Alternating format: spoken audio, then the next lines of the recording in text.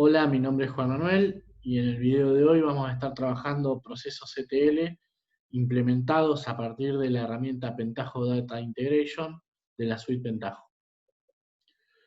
Bueno, los procesos ETL, como ya abordamos en la clase teórica, eh, nacieron con el objetivo fundamental o prioritario de cargar datos en un data warehouse desde múltiples fuentes de datos. ¿Sí? La idea de los procesos ETL originalmente es que integraban información desde diferentes fuentes de información heterogéneas, es decir, de distintos tipos, las transformaban, las preprocesaban y luego las integraban en una base de datos central llamada Data Warehouse.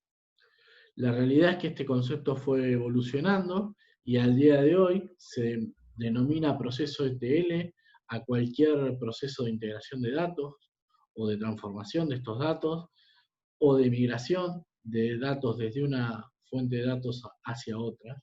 ¿Sí? ETL es por la E de extracción, la T de transformación y la L de load o de carga en inglés.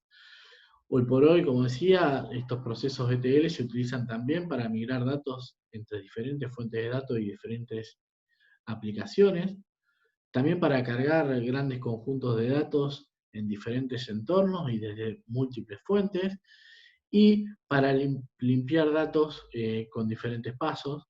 La ventaja de estos procesos ETL con respecto a los scripts, que generalmente se utilizan de una manera más primitiva, es que uno puede definir los pasos de manera abstracta o de alto nivel, y luego eso tiene una implicancia en el mantenimiento del proceso, porque es más fácil identificar, ante un eventual cambio de un dato, cómo hacer que cómo reflejar esos cambios en los procesos, y se cambia básicamente con muy pocas operaciones, a diferencia de un script que uno tiene que ir manteniendo y ir buscando las instrucciones que están asociadas a las diferentes partes del proceso de integración.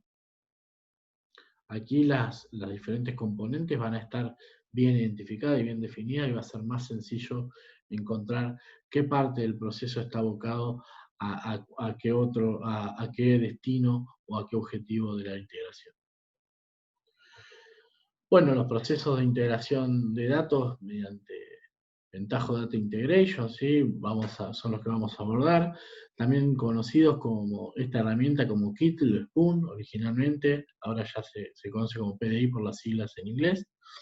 Es la herramienta de integración de la suite Pentaho, es ampliamente utilizada en la industria y tiene un enfoque interesante, ¿sí? que es compartido por muchas de las herramientas de integración que se usan hoy en día, que básicamente el proceso de integración o el proceso de extracción, transformación y carga, el proceso ETL, está basado en un workflow implementado, como conocemos, a partir de un grafo dirigido.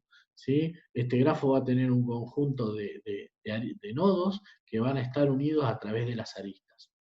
Esos nodos son lo que vamos a llamar los steps o los pasos, y cada paso va a reflejar o va a corresponder a una actividad específica de ese proceso ETL, que va a estar unido lógicamente y se van a ejecutar a partir de esas uniones lógicas, a partir de sus aristas que vamos a llamar hubs. Bueno, ¿cuáles son los elementos básicos de un proceso ETL con PDI? Uno de los procesos básicos es la transformación. ¿Sí? Una transformación no es ni más ni menos que un grafo dirigido, ¿sí? Que está unido o que está conformado por una red de tareas lógicas llamadas pasos, los que mencionamos como steps, y que se van relacionando a través de saltos. ¿Sí? Una transformación es un flujo de datos que va a cubrir una parte del proceso ETL. Aquí vemos, por ejemplo, en el ejemplo, que hay un conjunto de steps que hacen un conjunto de tareas, y estos steps están unidos a través de diferentes hubs o saltos.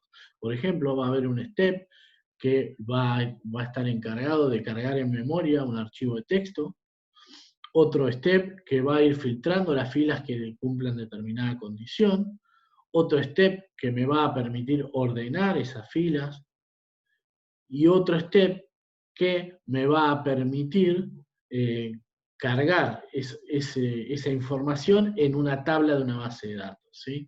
Estos serían los nodos del grafo. Y por otro lado, vamos a tener los hops o los saltos, las aristas, que me van a ir relacionando un step con el otro y me van a ir indicando qué cuestiones hago y en qué orden.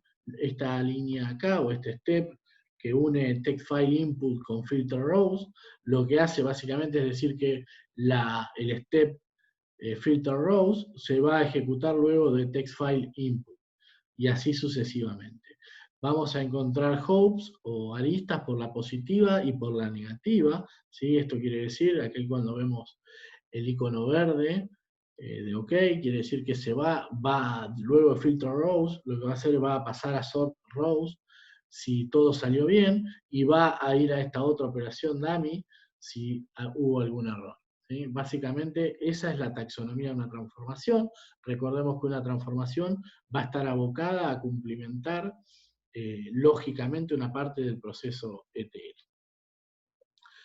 Y a su vez, ¿sí? Estos procesos ETL van a tener hops, un hop en general, que es un trabajo. ¿Un trabajo qué es?